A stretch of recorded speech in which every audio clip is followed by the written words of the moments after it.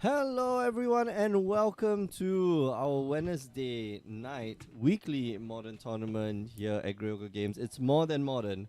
My name is Mick. I'm one of your hosts alongside the suit, Mr. James Church Morley. It's good to be back, Mick. It's good to have you back. It's good to be back. It's been 2 long, lonely weeks. I've been so long.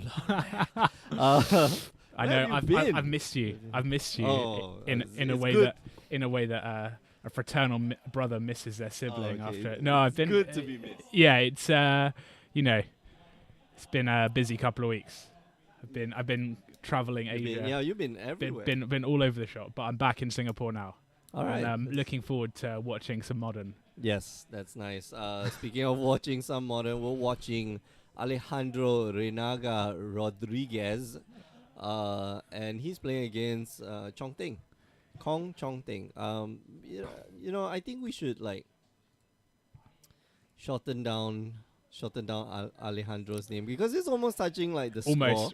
Almost. You can go Alejandro Just a tip. Rodriguez. Alejandro Rodriguez. Well, Alejandro R. Rodriguez. Something like that, yeah. And you got to roll that R. I'm guessing. I can't. The Rodriguez. Can't Is do it. No, you can't do it. Can't do it. Very English. Somebody like Rodriguez. Very Rod? English. It'll be right. How do you go? Like Rodriguez. Rodriguez. Okay. Yeah. Rodriguez. That's something like that. That's too American. But if it's something like that. Something like that. It's you can get the emphasis. Yeah, right. yeah. But you can't just The you can't cadence get of the word. The cadence. Yeah. The pronunciation. I get it. It's all It's all foreign to me. It's all foreign to me. And looks like Alejandro is playing maybe red black hollow one. Oh, he's got a Gurmag Angler, This so is he's like playing. Grixis Delve or Grixis Death Shadow. Yeah, so he's got Bloodghasts. It's a Bloodghast in hand. There's 2 Street Wraiths. So he's playing something.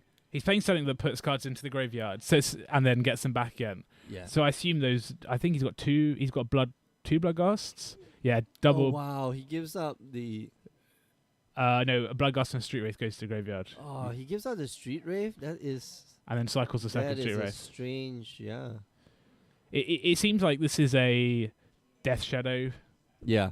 This has to be a Deck. Death Shadow type of deck, but more looks like it's got more threats than just Death Shadow. It's got Gurmag Angler. It's got The It's Bloodghast. got Bloodghast, which can they can come back, and that's the thing.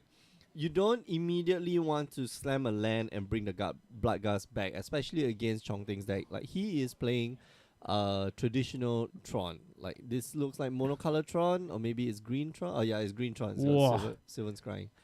Yep, going to start exiling one and of like your cards. Yep. Very And strong.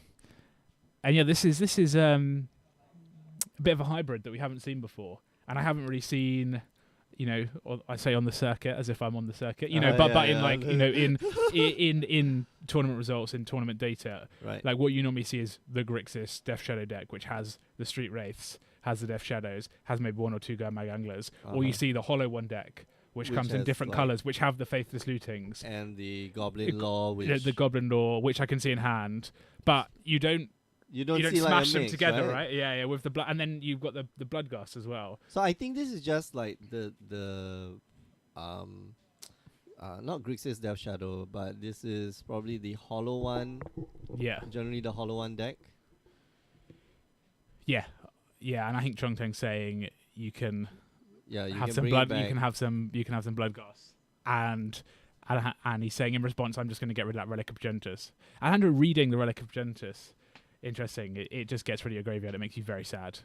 Oh no, he should have.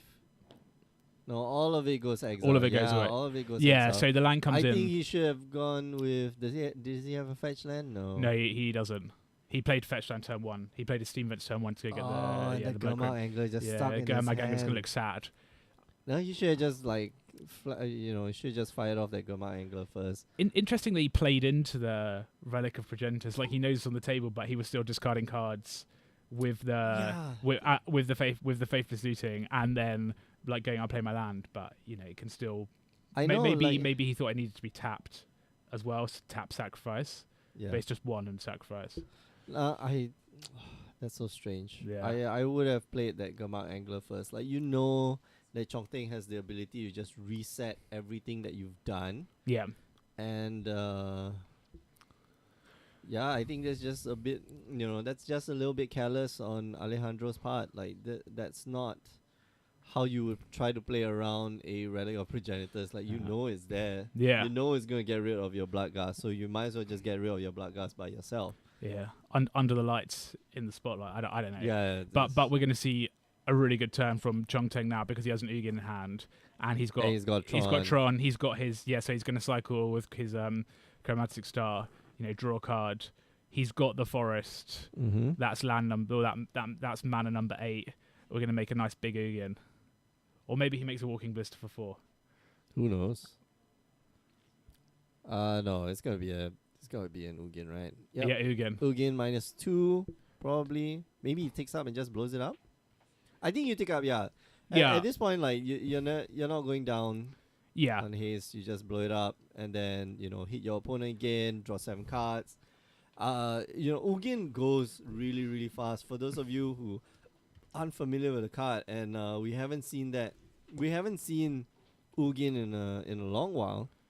Yeah. So yeah, it +2. So it starts at 7. +2 Ugin deals 3 damage to target creature or player. And note that it can deal to player as well.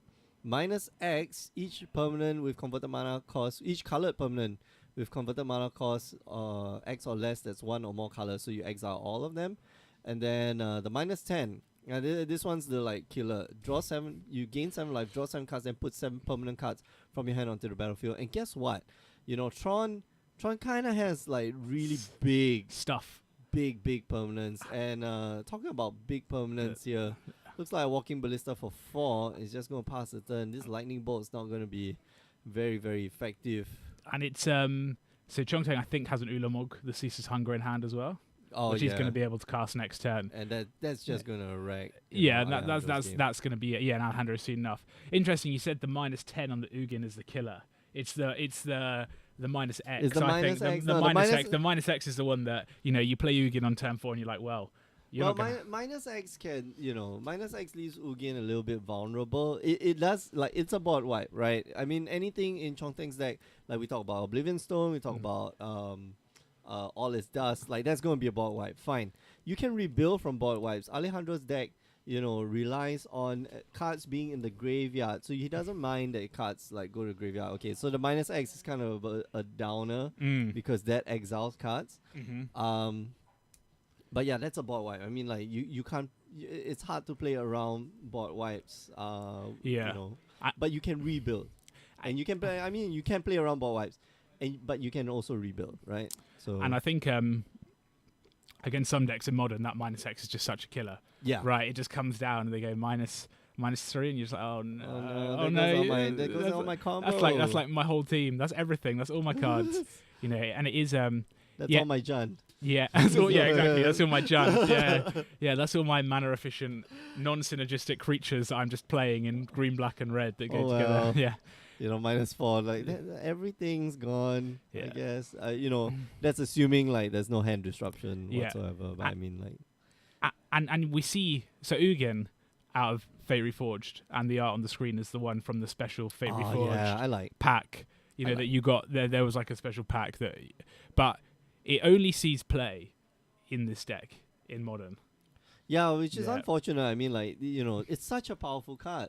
Yeah. For being a colorless planeswalker, but I mean, we're seeing, Khan being played in Affinity now. Colorless planeswalkers somehow or another are pretty good. But Ugin, of course, being very, very high costed, to a point where maybe it's a bit overcosted.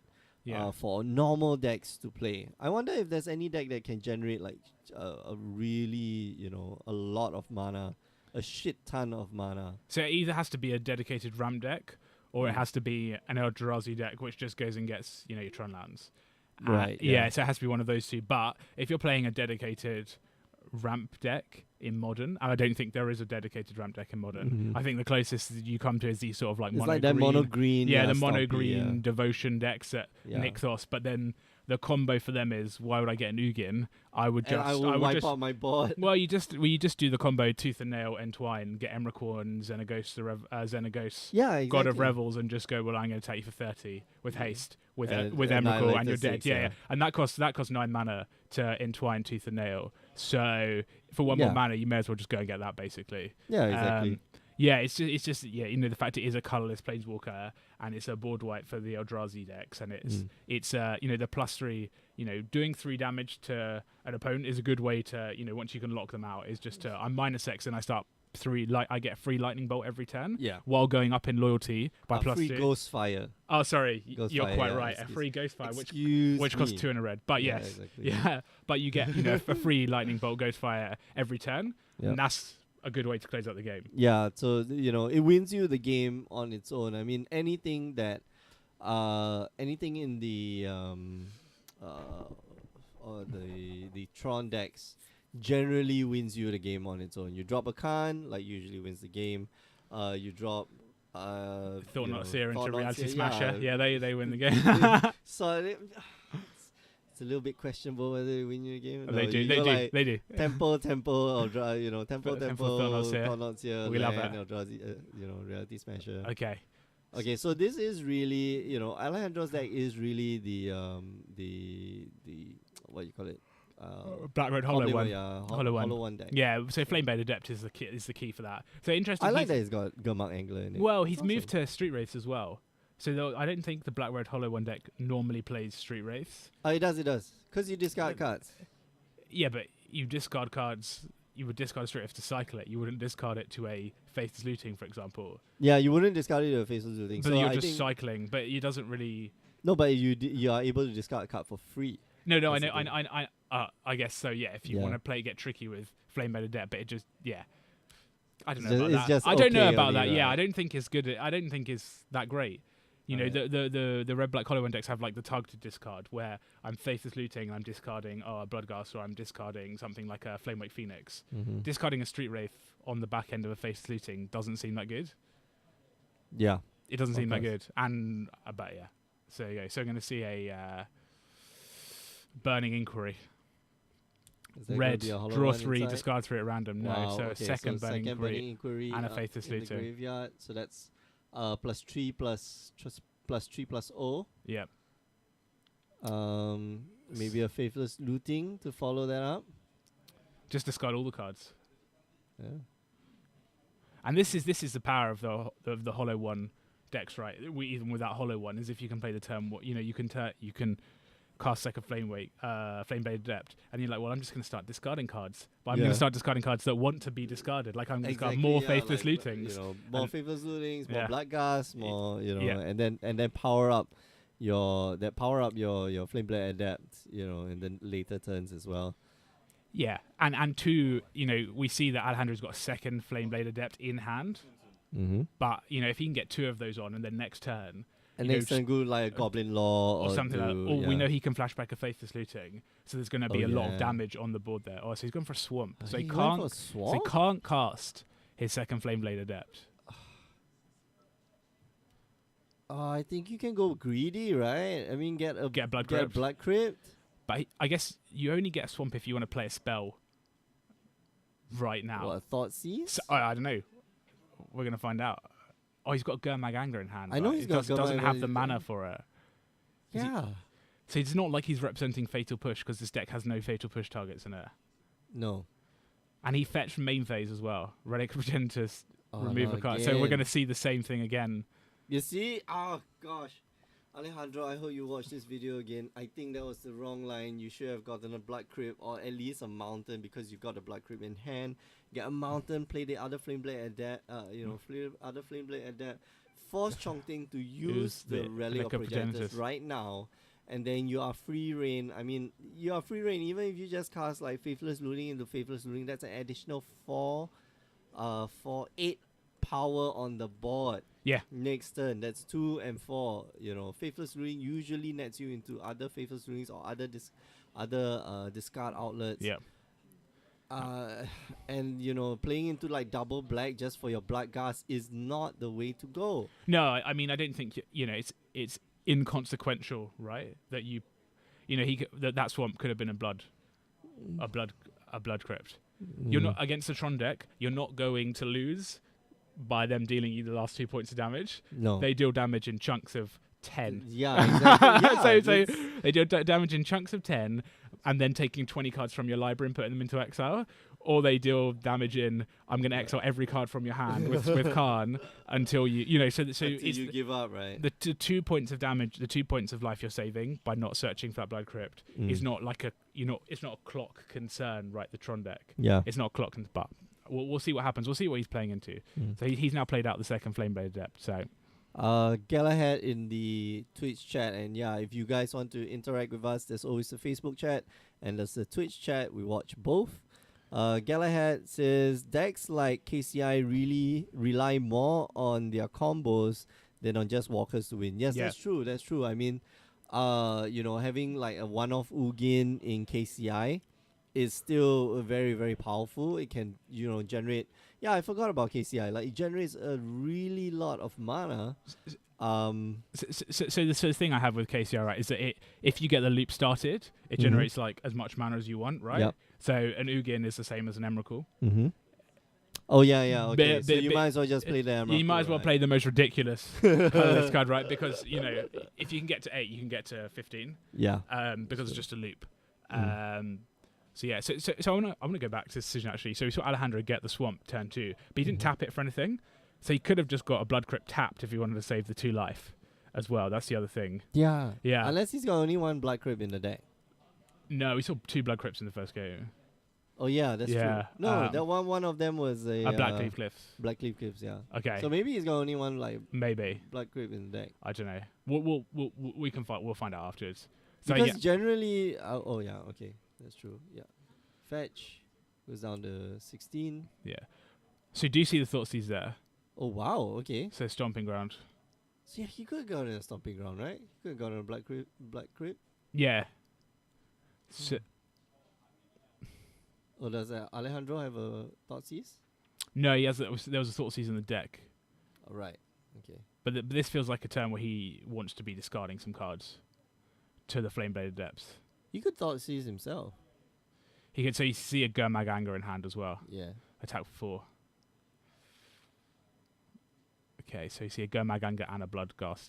Yeah, but In he can't hand. cast the Gurmag Angler. No, he can't. He just He's casts gotta a be Bloodghast. worried about. I think you don't cast anything. You gotta be worried about Ugin coming down next turn. And you wanna, if Ugin hits the battlefield next turn, like your board is just -2, and your board basically goes away. Yeah. And then there's no pressure from you to follow up afterwards because Yeah. Gurmag Angler's just It's like sad in hand, right? And the Bloodghast is just inconsequential. Mm-hmm. Yeah, I think Alejandro is just playing this all wrong. So Chongteng's going to go crack his expedition map and just get another tower. Chongteng has all the land now. He has all of the mana that he could ever Yeah. want. No, he's got enough mana to cast the Ulamog. He does. Yeah, he'll have Ulamog, get rid of the 2. that's an Oblivion Stone. Draw for turn. Gosh, you can just like Oblivion Stone and just blow up. Yeah, and you feel like Alejandro needed to kill Chongteng on that turn. That was the turn he needed to kill him because Yeah. So that's surgical extraction okay. on Ancient Grudge.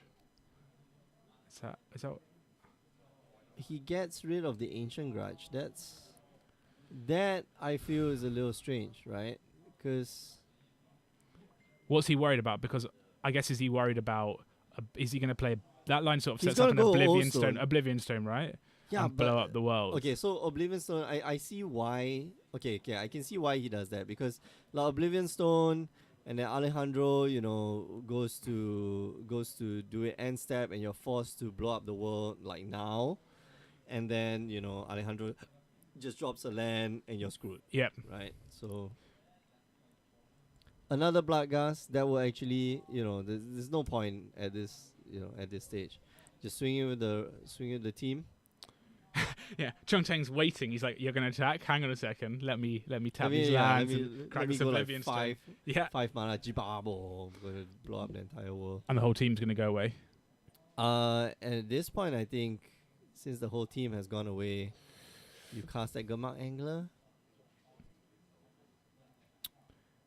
He's having a think. Yeah, Gurmag Angler coming down now. Oh wow, this all no. Pay the extra pay the extra 2 mana and then And then leave Bloodghast in the graveyard. Yeah. So I mean, I don't see.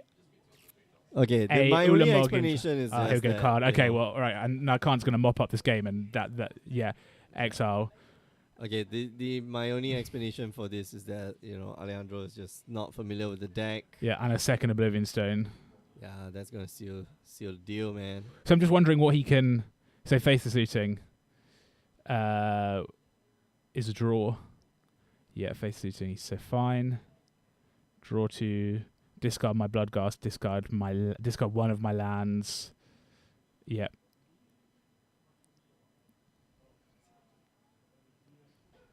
Play my Bloodstained Maya. Get back the Get Bloodghast. back my Bloodghast. Swing into the face. Swing into the face, please. Swing into the face. Dead lightning bolt on top of the deck. Yes. Lightning bolt on top. Yeah, That he does it. Yes. Okay. Okay. Correct. We're That is still correct. in the. Alejandro needs a runner off the top of the deck. Well, he's got some time, right? No. He knows- Yeah. Okay. There's no time. If he's playing off the top of his deck, the Ugin just exile from your hand is not of any consequence. Mm-hmm. An Ulamog exiling 2 lands doesn't matter because he has enough red mana to cast a lightning bolt off the top of his deck. Yeah. But we're playing off the top of the deck now. So what I was thinking was that Alejandro has 3 more draws because, if let's say Chongting doesn't get rid of that land, Alejandro is just going to fetch, go down to 15. Yep. Next turn, activate the Faithless Looting. Mm-hmm. Get that one card is going to turn into a lightning bolt or You something hope. like We that. hope. Yeah, we hope. Just a question of, do you think Alejandro sized out the lightning bolt in the Tron matchup because it's actually not very good against... That's the thing, right? It's not that good against the... Yeah, well, Thought Seizers are better than Yeah, lightning Thought Seizers are bolts. better. And, we saw Blood Moons in the deck. No, I don't know. I don't think they start in the main board of the... So maybe he's drawing life for nothing, but... So that's the thing. Like, if he had cast Gurmag Angler for everything, right, he would have won the game last turn. Yeah. Right? Or he dropped the land, Here we get go. back the 3 Goblin Law. Okay. Oh, man. So do you like Faithless Looting here, or do you like Goblin Law? I like Faithless Looting. What, the controlled draw discard? Yes. Okay. But with the mana, the way it stands, he needs to Faithless Looting into a Lightning Bolt because he can't Faithless Looting, then Goblin Law into the Lightning Bolt. He No, could Faithless Looting. no, Because Goblin Law nets you one extra sorry. card. This will... Yeah. So Blood Moon and a land. Discard both of those. Yeah. And keep the Goblin Law.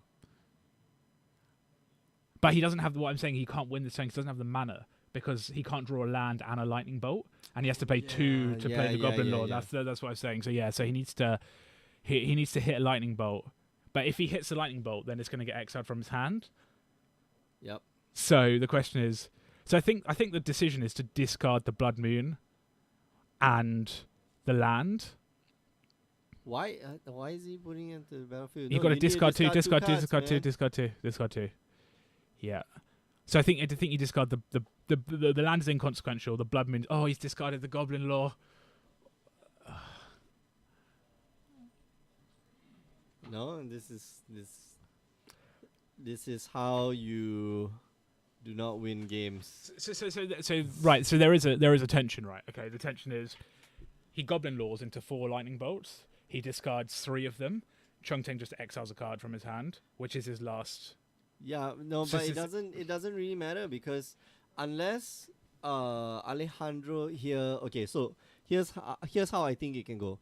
You Goblin Law. Wait, it's too late now. Wormcoil Engine has just hit him. Yeah, one I know. time. You Goblin Law, but that would hopefully put an Ancient Grudge in Oh, you the got Ancient graveyard, Grudge. Okay, yeah. right? With and then a land, and then you play the land, which hopefully fetches 4 green. Yeah.